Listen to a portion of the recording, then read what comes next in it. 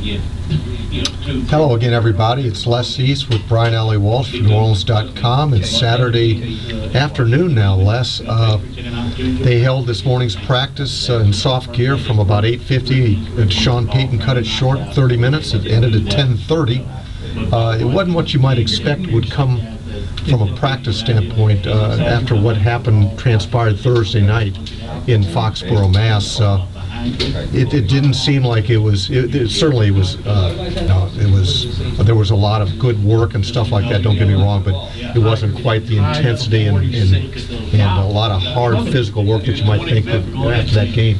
Yeah, I think Sean Payton had a decision to make. He could have worked him really hard, saying I'm not happy with the effort in the game, not so much the effort itself, but the performance, and come out and send a message. But at the same time, I think he decided the better way to approach it was we're just 48 hours removed from the game, actually less than 48 hours. Let's just ease them back into practice.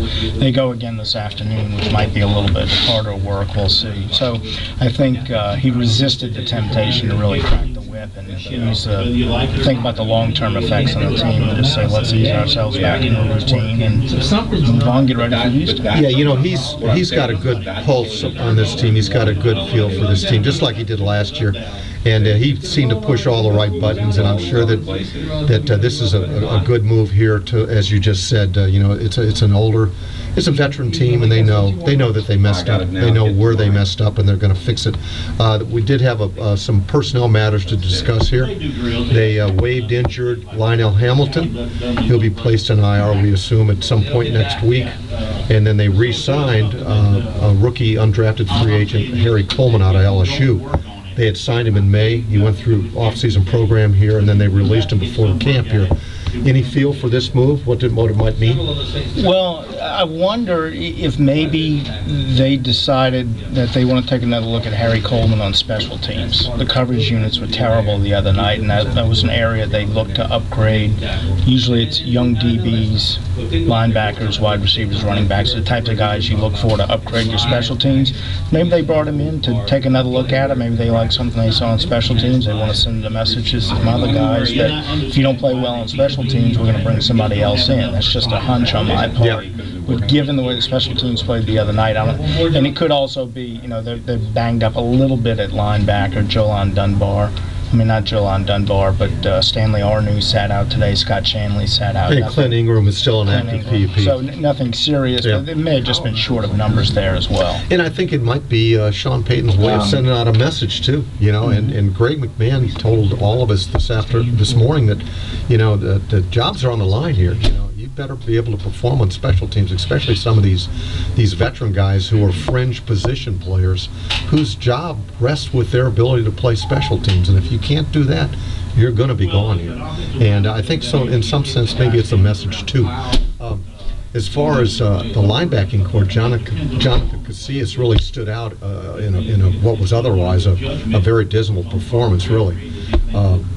With his performance against the Patriots, and he played that at the will linebacker, and they were talking about now maybe moving Scott Shanley over to the strong side backer, and a position that he could handle, and maybe this would open a spot for Jonathan over at the will spot. It's possible, and it's kind of difficult to put conventional tags on some of these positions the way Greg Williams uses them, so that, you know, if they're in their base defense with a 4-3, the strong and the will mean a little something, but they have so many formations where they might use 2 or even 4 linebackers, where Casillas might play more of a strong side, even though he's technically in the depth chart as the weak side right now. So those tags don't necessarily mean a lot, but that is another possibility, moving Shanley over, taking care of the experience factor over on strong side, and that would send a message that right now Casillas is impressing them more than Jolan Dunbar or Stanley Arnew. And you got to wonder about where Clint Ingram's going to ultimately be once he gets on the field. He's missed a lot of time. Yeah, you know, and there are some positions there that, you know, you're waiting for these injured players to come back in,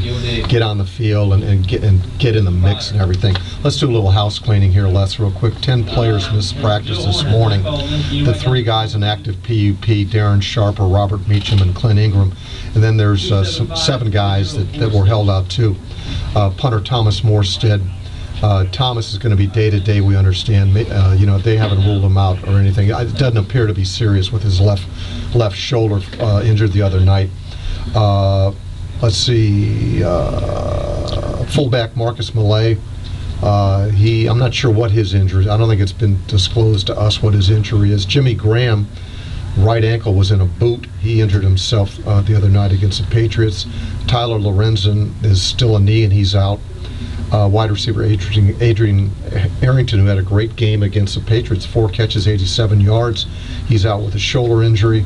And then Jimmy Wilkerson, of course, is just on a day-to-day basis. They're using him as a precaution, keeping him sidelined. Also, Usama Young sat out today.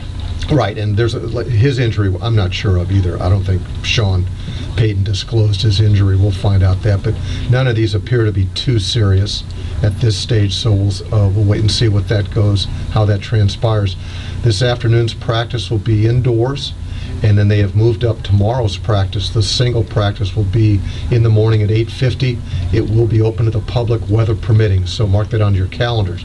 And then keep in mind that next Wednesday and Thursday, I believe it's Wednesday and Thursday, the Houston Texans come in for workouts against the Saints. We know the morning practice on Wednesday will be open to the public, and the afternoon practice we're not sure of yet, and then the Thursday morning will be open again. So we'll keep you informed as the week moves along. But other than that, Les? Just stay tuned. We'll have updates throughout the afternoon. Practice again at 4:20. They'll close to the public. We'll have updates on NewOrleans.com later today. We'll see you next time. All right, now let's see.